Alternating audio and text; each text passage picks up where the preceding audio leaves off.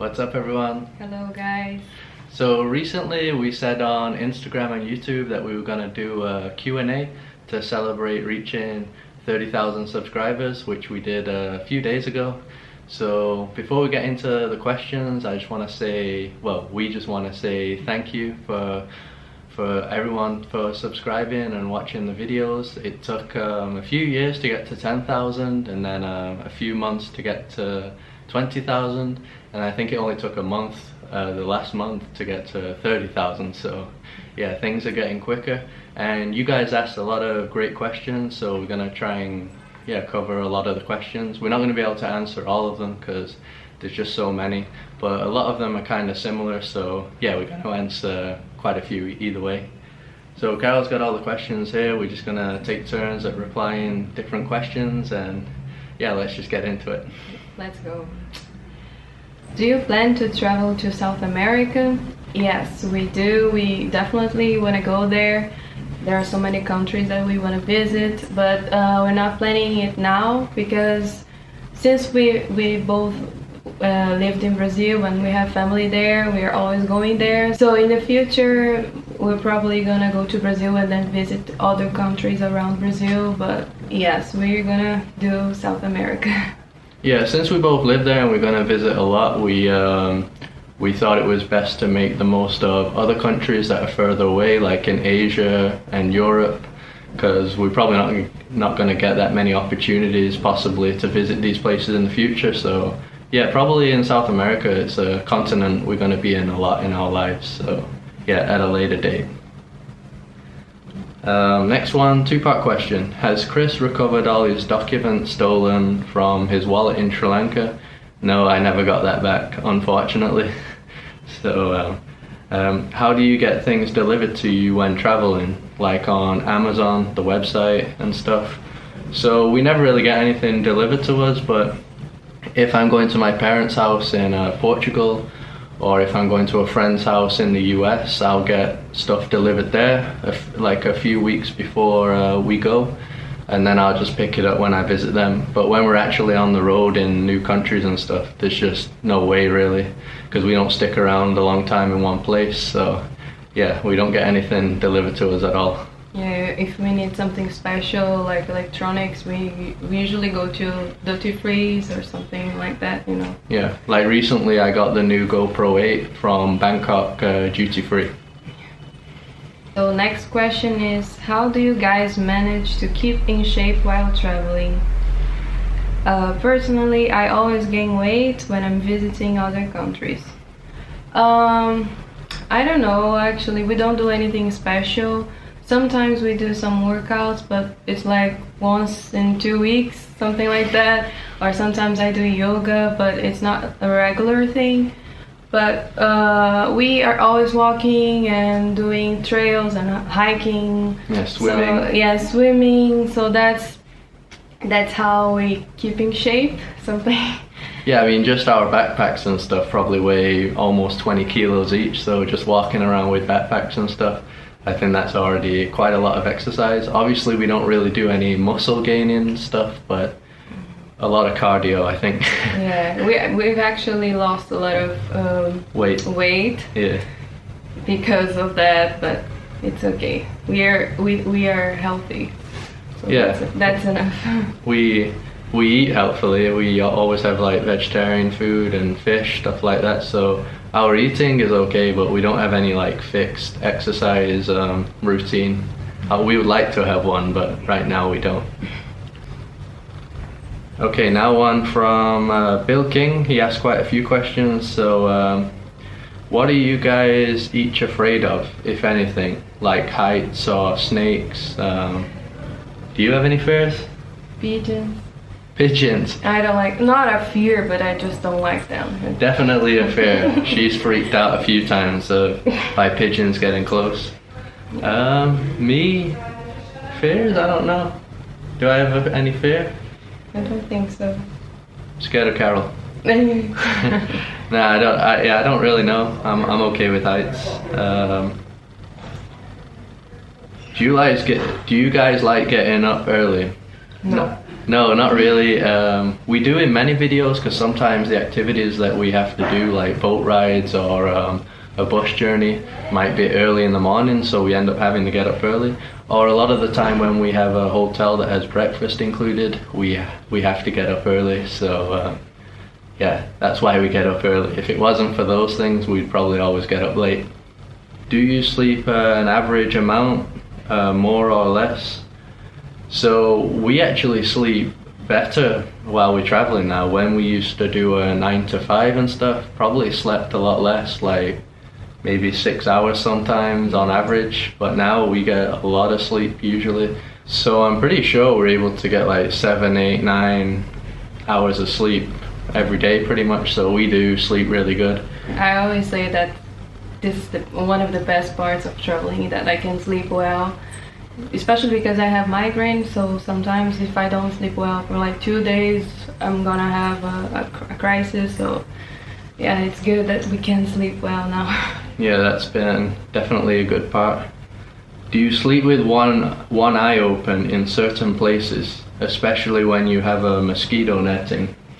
Yes, when I go to a hotel and I see some like insects or mosquitoes or anything like that, I can't sleep I can't sleep well, because I don't know, I have something in my mind saying like, oh, there's some like insects gonna come, and, you know, I can't sleep well, I can't. Yeah, I'm more okay with that, but if they're obviously biting me a lot, then yeah, it's hard to get to sleep because everything's stinging all the time and stuff, or you're scratching. So yeah, that's pretty bad. But usually we always have insect repellent in places that are bad, so yeah, we're able to deal with that.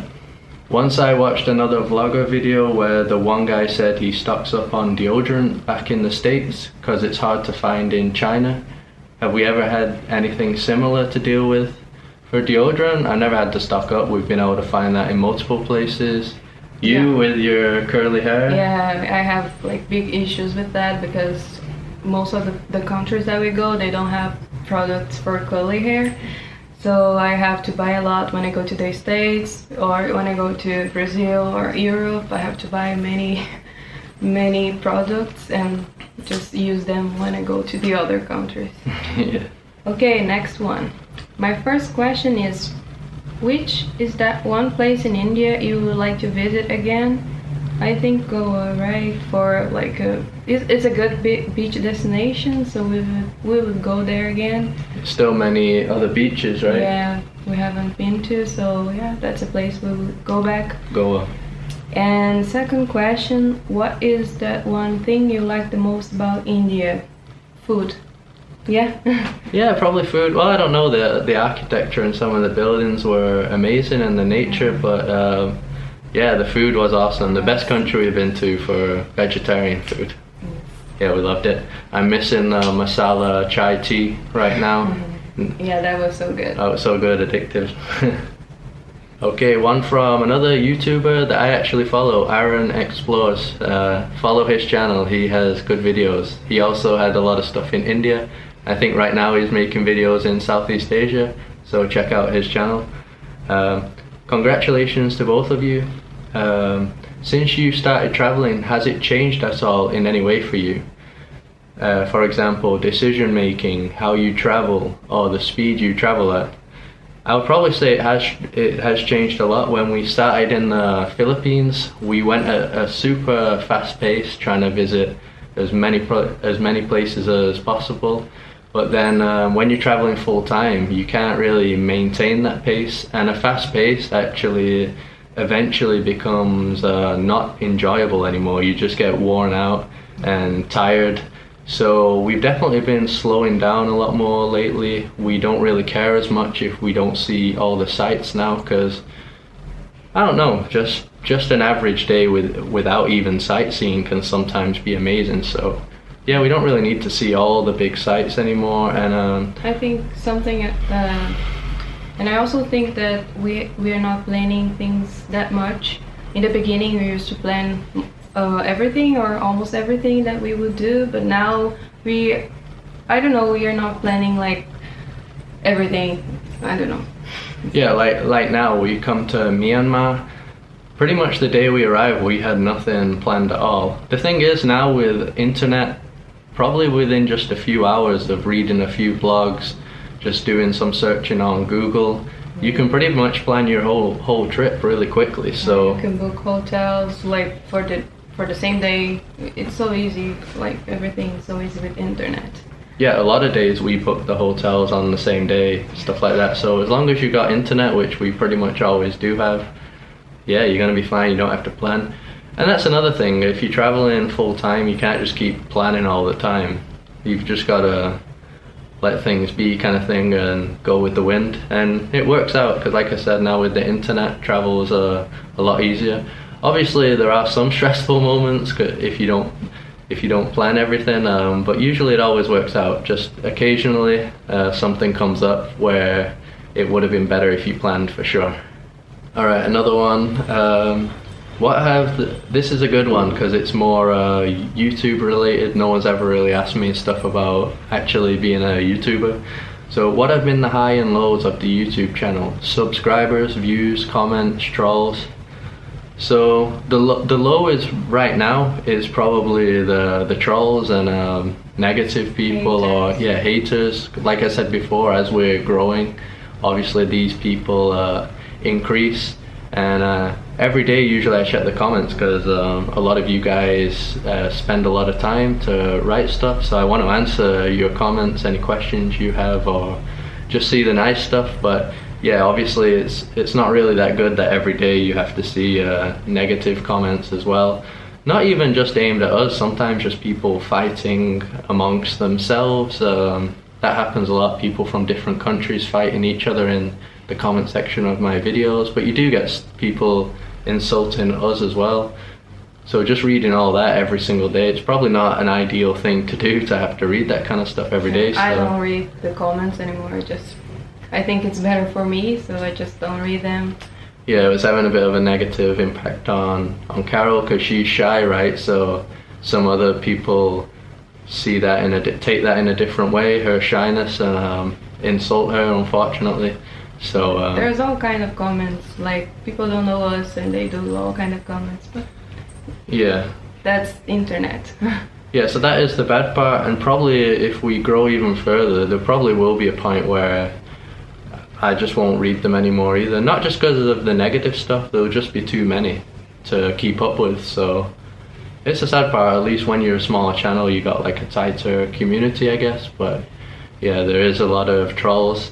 I mean, if I look at my analytics, 90% of my viewers are not subscribers, so it's just some random person that doesn't know us at all. Yeah. And yeah, they're gonna comment all sorts of stuff. It's not coming from subscribers usually. In terms of subscribers and viewers, I mean, YouTube is hard, especially at the start, because obviously if you have no subscribers and you upload a video, I mean, how the hell is anyone going to find it, you know what I mean? It's like dropping a grain of salt in the ocean or something and expecting someone to find it. So it was very slow at the start, but since I started the YouTube channel when we both had our day jobs, it wasn't really stressful or anything. It was like more of a hobby. Now it's not really a hobby, it's an actual job. But the channel right now is going well, so yeah, obviously it is positive now, but there have been periods where I've been editing like hours and hours, and I upload and it only got I don't know, just 100 views or something. So for all the work you put in, it doesn't really compensate in that manner. But yeah, like I said, right now it's starting to pay off, and YouTube's just up and downs all the time. You can have really successful videos in one country, and then when you leave that country, everything just drops. We kind of know, like some countries, we know that we're gonna have good views, and other countries we already know that we're not gonna have good views. But I think we are kind of okay with that. I mean, of course, we would like to have bigger views, but we are kind of okay. We already know, so. Also, if you go to countries where the locals speak English, so like Philippines, India, you get loads of views because all the locals understand your videos. Right now I'm in Myanmar, so the views are probably going to drop because a lot of people in Myanmar don't speak English, so you depend on foreigners to find your videos. But yeah, like I said, it is just up and down pretty much, but right now it's good. We're happy. So we have a few questions about how we plan our trips and how, who is supposed to do like the tasks related to this planning stuff. So I think I usually book the hotels or Airbnb, and I usually search about the visas and like do the processing of the visas and stuff like that, because I don't know, usually Chris is busy with the videos editing and stuff like that, so I'm usually the one who takes care of this part. But when I need help, of course I ask him and he helps me. Carol doesn't trust me with accommodation anymore as well, because I've got us in some pretty rough bed. I like to take care of that. It's okay. And like I said, he is the one who works on the YouTube part. He does everything, editing and everything, and I take care of Instagram. So yeah, that's it. That's how we divide most of our duties. Yeah, so usually if it's activities and stuff, I'll still check a few blogs or whatever and say... You watch vlogs and stuff. Yeah, I've watched vlogs and know some activities already, sometimes before we go to countries, but like when it's transport and hotel stays, like you said, that's mainly what Carol does now, and the visa stuff. And yeah, the YouTube videos just take so long. It can take like 6 hours, and with bad internet it can take forever, so if I was to do that side or help, I'll just be more and more behind on the videos, I think. Yeah, so that's it. It's good teamwork. Alright, next we got a lot of questions about the financial situation of the channel and our travel and stuff. Many people asked different things, and also asked if we plan on traveling longer than the initial 2 years. So as some of you may know, we did initially plan to travel for 2 years full time, and we saved around $60,000 to do this. Over many years we saved up this money, so that was the main finances that we were using to fund this trip. 60,000 is quite a lot of money depending on what country you come from, but you still do have to budget a lot to make that last. As you know, we are budget travelers, so we usually spend time in cheap accommodation, right? Or even cheap countries a lot of the time, like Southeast Asia and India, places like that. We don't spend all our time in Europe and the US, right? So yeah, we do spend our time in cheaper countries, and even then you still have to budget a lot to make that 60,000 last. And YouTube does help a lot. As you probably know, YouTube isn't a fixed salary. It depends on how good you are doing each month, so how many views you are getting basically. We mainly make money off the ad revenue, so the ad that appears before the video. Yeah, when you watch that, we get a little bit of money, but obviously if you have loads and loads of viewers, these YouTubers that get millions of viewers, that little bit of ad revenue adds up and can become a lot. So overall, the channel definitely can't support the both of us to travel yet, but it does help a lot.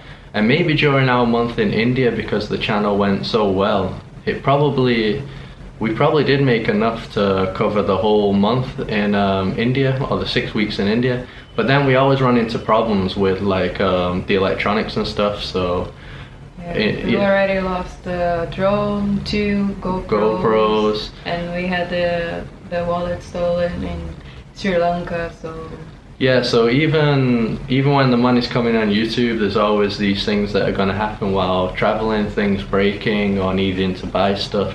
And then usually flights and stuff can be expensive, visas, so yeah, these costs do add up, and yeah, it is quite difficult to make money off YouTube, that's for sure, but we basically saved up enough to do this trip, we think so anyway, so any money from YouTube is just a help.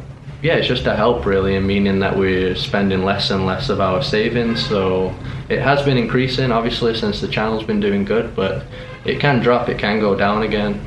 Probably here in Myanmar, since it's not so popular a destination, the money will be less. That can happen as well. You see some YouTubers, when they get some success in one country, they just stay in that country and, yeah, you could say milk it, I guess. I don't know. I'm pretty sure they do like the countries, but they just stay there because they need that income. But that's not something we want to do. We want to visit different countries, yeah, because we have the savings, so we can do that. We don't need to stay in just one place because of the money from YouTube. Yeah, even if it means like this month and next month in Laos, probably not going to get paid as well as, let's say, when we were in the Philippines and in India and in Sri Lanka. But yeah, we're just sticking to our initial plan of traveling, not as many countries as we can, but traveling to many different countries. We're trying to not make the money make us stay in a country longer than we actually want to, if that makes any sense. Yeah, so that's pretty much where we are at financially. I think we're doing better than we expected, and I think we will have finances to go longer than the 2 years if we plan on doing so. And I think we might go longer than 2 years, right? Yeah, maybe a few months. I think right now we think we probably will go a few months more for sure, but beyond that we don't really know. Have to wait and see. Still a long time to go yet. Yeah.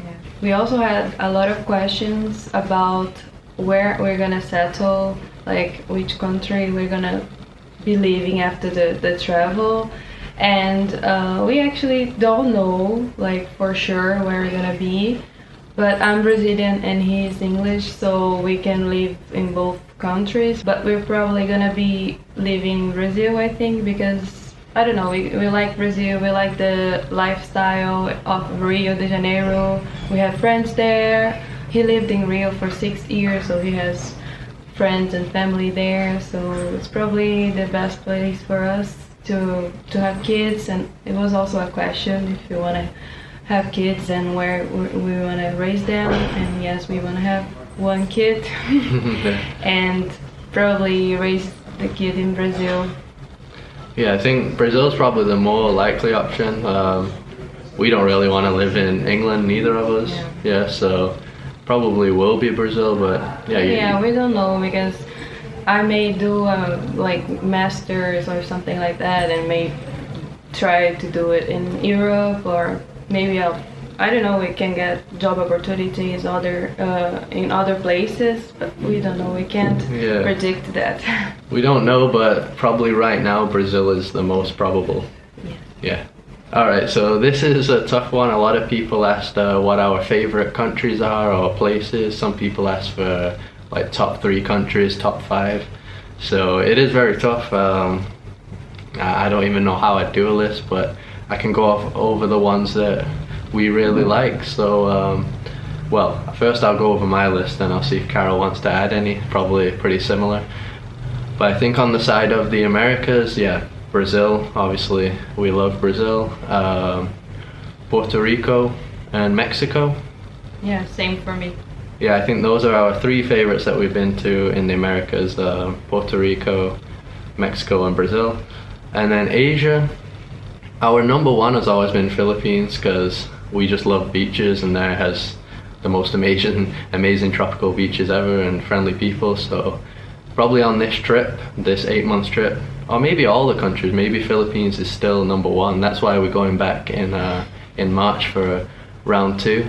And then second was always Vietnam, we think, but now we're in Myanmar, and possibly Myanmar is in second. Yeah, I think maybe it's hard between Vietnam and Myanmar, but Myanmar's been amazing, definitely underrated. And then so those are our top 3, probably in Southeast Asia. We loved Spain as well, and Portugal. Yeah, Spain and Portugal. They seem like some good places to actually live, because good weather, and obviously more developed countries, right? Not that dangerous and stuff, so they seem like cool places to be able to live. Maybe we can try that. But yeah, I think overall our favorites would be those 3 in the Americas, and the 3 that I just mentioned in Southeast Asia. Sri Lanka was great as well. To be honest, we were kind of tired of traveling when we arrived in Sri Lanka, right? Yes. We wanted a bit of a break, but we still obviously traveled throughout Sri Lanka, and I think we would have probably enjoyed it even more if we weren't both tired. And then India was great as well, but obviously there's quite a few negative things there, but still a lot of amazing stuff. So what would you say our top ones? Mexico, Puerto Rico, Brazil, Philippines, Vietnam, Myanmar. Yes. That's 6. Yeah. Yeah, and we're going to be doing a Europe trip soon for about 3 months along the Mediterranean coast, probably from Portugal to Greece or to Turkey. So I'm pretty sure we might get some new favourite countries during that trip. We're going to try and hit all of them along the coast, the southern coast. And someone also asked what are the top 3 countries we want to go to. And for me, first one is Iceland. I'm very excited to go there. And also Greece. And also Turkey, I think. I don't know. Yeah. What about you? No, Greece I definitely want to go to because I really want to do some island hopping there. They have amazing islands. Maybe Italy around the Amalfi Coast and Pompeii. That area should be good. We're going to be doing that soon, hopefully. And other than that, for me, Brazil, because I haven't been to many states in Brazil yet, but now a lot of friends are going to different parts of Brazil, and I'm seeing how big and how beautiful my country is, so I'm very excited to go back and to travel around the country. Yeah, that's another thing. When we say our favorite place is Brazil, we actually mean Rio de Janeiro, because that's the only place we really know. We haven't visited that much of Brazil actually because it's so huge. So we mainly mean Rio. So when we said where we would live, we meant Rio, not all of Brazil. So yeah, I don't know what my top 3 would be, but right now I would like to see Italy and Greece, and maybe a country in Africa like Namibia, something like that, or maybe the northern ones, Egypt or Jordan, Israel, Morocco.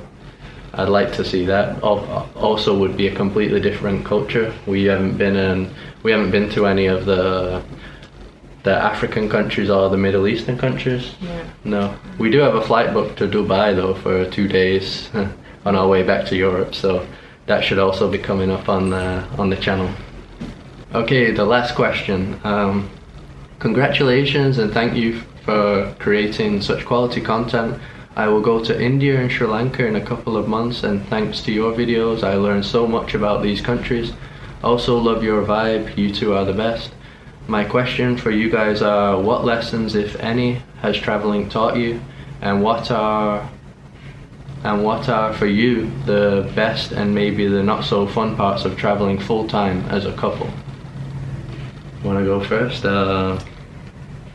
Okay, so I think the main thing that traveling has taught, at least me, I don't know, maybe the same for you, but we see many families in those poor countries like Vietnam or Philippines or even India.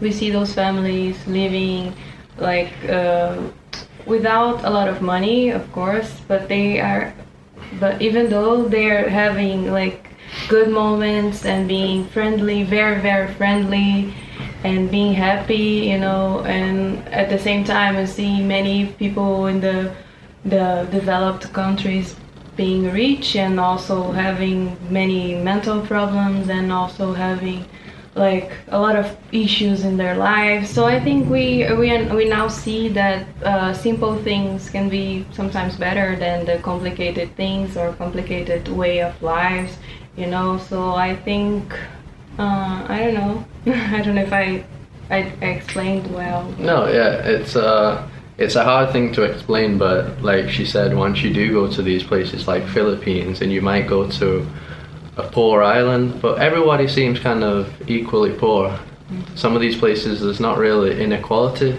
like you see in Western countries, even Brazil or America or even Europe, right? There's a lot of inequality. So sometimes we go to these other countries like Vietnam and stuff where everyone kind of seems equally poor, but it kind of seems like a better society as a whole. There's like less crime in a lot of these countries. You feel very safe and people just look more generally upbeat and happy. And we also think that the negative point is that those people, they don't have like opportunities like we have to see other places because they don't have money. So that's the negative point. But Yeah. like you said, everybody's happy and living a good life. Yeah, it's a complicated thing. I don't know. I mean, I don't have the correct answer, right? But all I'm saying is when you go to some of these countries, you do see that in general there seems to be more happiness sometimes than in our first world countries where we have everything organized and given to us. It's a strange thing to see. And best and worst. Worst for me, I think traveling full time, it's just started to get more and more annoying, all the touts and scammers. It sounds stupid, but just the fact that you're being treated like a tourist all the time, like a dollar bill, right? Like some days you just want to wake up, go to the street, get something to eat and just have a normal day, you know what I mean? Nobody bothering you, nobody stopping saying, hey, get in my tuk-tuk taxi, trying to take you on tours. Some days you're just like, no, I just want a normal day, nobody bothering me, and just a calm day. And some places that you visit, especially Southeast Asia or India and places like that, depending where you are, you can just be constantly bothered all the time. And but yeah, you can't complain. Obviously we're able to travel full time, but it doesn't mean it doesn't bother you, you know what I mean? And it depends though. Even in some of these countries in Southeast Asia, you can find these areas where the people there don't really bother you as much. And usually when we find places like that, we actually stay more time, extra nights, because we're like, oh, finally a more relaxing spot. So we'll extend some days. So every country has some really bad areas, and yeah, it's just getting fed up more with scammers and stuff. I think, but that's because we're in this side of the world.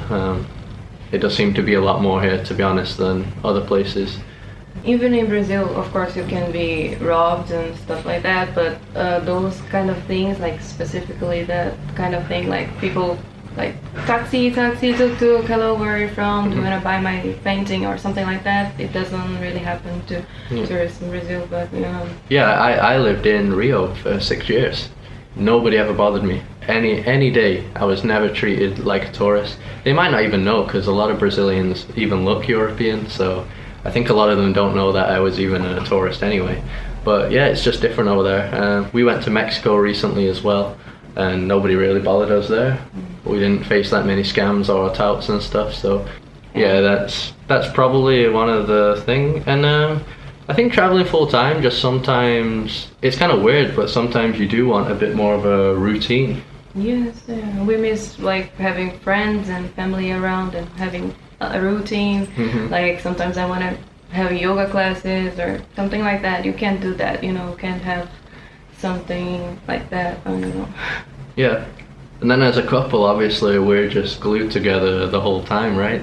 Yeah. And we do get along great, but obviously I think everybody should have some alone time or have their own friends and stuff. We both kind of agree on that, but that's just the way it is full time right now. So we're literally together 100% of the time. We're probably more together than a retired couple. We're probably more together than like your grandparents or something. We spend even more time together than that. So I think for a lot of couples it would be a huge test, right? Yeah. Would be a huge test. It's for us, but yeah, still we're doing great. Yeah. So far. Yeah. And like you said, traveling full time, sometimes in the videos it can be hard to go over the negative stuff, because obviously we're very fortunate to be doing this, and not many people can really do it. So it's like, how can you be real about the negative side without just sounding like some whiny fortunate person? But there are stresses, of course. Since we're backpackers and we're budget traveling, like I said, we carry these like 20 kilo backpacks around hot, sweaty countries. We usually use local transport, so we can be all like hot and sweaty, go on a bus, no AC, and I think the worst days that we have are the ones that we're not filming, because it's the travel days. The travel days. And I think we never film the travel days, and they are the most stressful ones. Yeah, I've filmed a few travel days, but we still have okay travel days, but they are the most stressful ones because you're dealing with transport as well. So like I said, it might be like scammers and touts and stuff, and then you're just tired as well because you've been sat on a bus all day or something like that. So yeah, I think that's the worst, right? I think so. And then the best is the more obvious stuff. We just get to see so many amazing attractions, right? Have so many amazing moments, so many amazing memories. We meet nice people. Yeah. I think we don't usually show, but we make new some friends in some places. Yeah.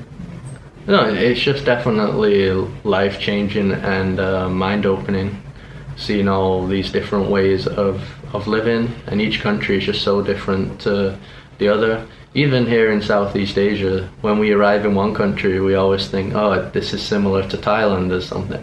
But then after a few days, you start to see it's completely different. So yeah, it is mind-opening, and I think if anyone has the opportunity to travel, not full-time, but just for a longer period than, let's say, a 2-week holiday, a month or two, you would already see it will probably change your life in a certain way. We still don't know how much it's going to change ours, right? We're getting to halfway through, but yeah, we'll see. But the best parts are the parts you see more in the videos. I try to also highlight the stressful parts, but yeah, then I usually get the haters, the trolls, like, oh, you're so lucky, how can you complain? And I'm like, I'm not trying to complain that my life's unfortunate, I'm just trying to be real about stuff that can happen and not just fake and pretend the day's good all the time. But yeah, sometimes we watch videos or see photos on Instagram and we think the place is gonna be like that, but then when we arrive at the place, it's just totally different. And that's why I think we try to tell the truth and show like how the places are, or be honest with our viewers, you know. That's why I usually comment a lot on how busy the places are, because I think on Instagram and stuff, it's always easy to find an angle to shoot where you can make the place look invisible. Or I think even people Photoshop and remove people from the background, right? That's actually a thing. But then obviously you're going to be disappointed if you turn up to a place and there's a million people there, if you're one of those people that don't like crowded places. So yeah, it's just an example of some of the comments we try and do to keep it real. So that is it. We covered quite a lot of the questions. I'm not sure how big this video is going to be. Sorry if we weren't able to answer everybody's, but yeah, there was just so many. And once again, just thank you for all the questions and supporting us. Yeah, thank you a lot. We have made some friends here on YouTube. We have people always supporting us and commenting and being nice to us. That's great. That's awesome. We love that. And I think that's it. Yeah, so I'm not sure when we'll do a video like this again. I'm not sure how fast the channel's going to keep growing. Maybe at 50,000, 100,000 if we ever get there, we'll find out. But yeah, thanks again, and as I always say, stay tuned for the next video. Thank you, bye.